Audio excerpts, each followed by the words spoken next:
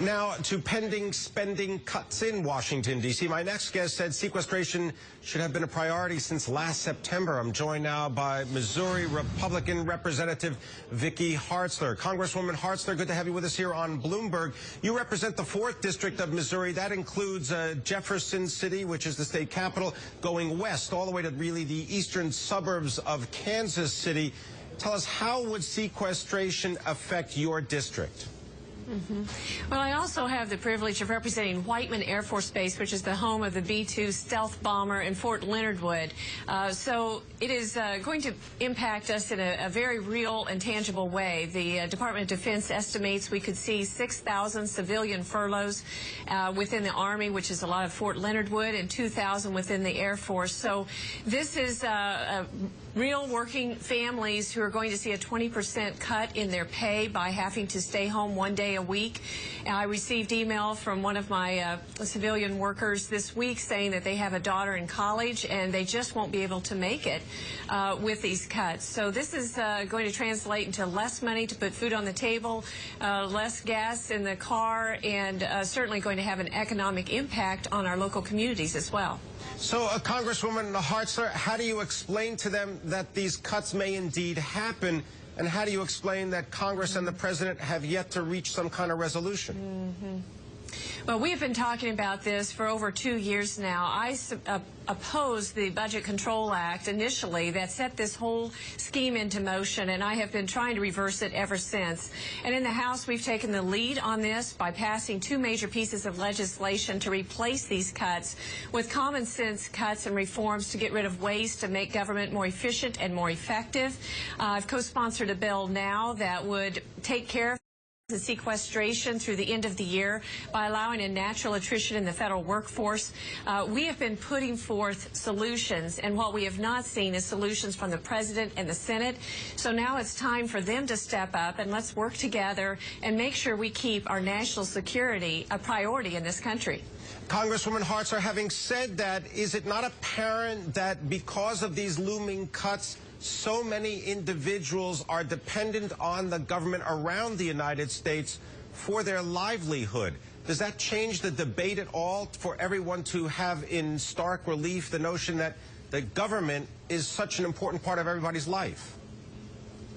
Well, it does show that there is a big impact, and government is involved in a lot of our lives. And what I've been saying is that it's very important that we get our priorities back in this country because we do have a spending problem here in Washington. We've been spending for a long time more money than we have. We're borrowing $3.6 billion a day just to keep functioning, and we can't keep going this way with over $16 trillion debt. But we need to make these cuts in a smart way and not just use a meat cleaver when a scalpel would do better, and get our priorities right. And providing for the common defense is one of the things we should be doing here.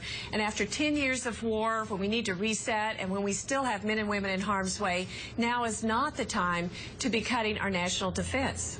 As someone that came into Congress in January of 2011, what's been the biggest shock to you about the way that Congress works or doesn't work? Well, is that the process does not work. I used to be a state representative in Missouri, and the process moved forward where the House would pass their version of a bill, the Senate would pass their version, it would go to conference, and then you could compromise and negotiate and come out with a plan that everybody could live with. Here, since I've been here, basically the House has been working, but the Senate hasn't. We passed over 30 jobs creation bills over the past 2 years. We've passed these bills to take care of sequestration. We've passed a budget, and the Senate just doesn't pass hardly anything. So we never are able to get to conference and come to a resolution. That is wrong, and it needs to change. Do you think that Congress's standing can go any lower than it currently is with the public? Well, certainly this sequestration isn't going to help, but I want people to know that there are a lot of people here who are trying to do the right thing and to work hard for their constituents and to get our priorities back in this country, to spend money that we have and not overspend, but yet do it in a smart way and get our priorities right back to having a strong national security. But, Congresswoman, we already spend $700 billion, at least by last estimates, on military defense. That's more than all the nations in the world combined. Why not talk about cuts in military defense spending right now? Sure. Well, our defense budget only comprises 18% of our entire budget, and they have already suffered 50% of the cuts so far.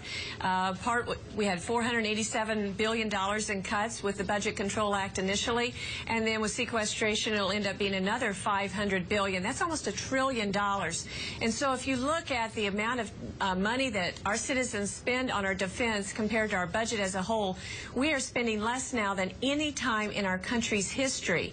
And so that gets back to our priorities. What should the federal government be doing?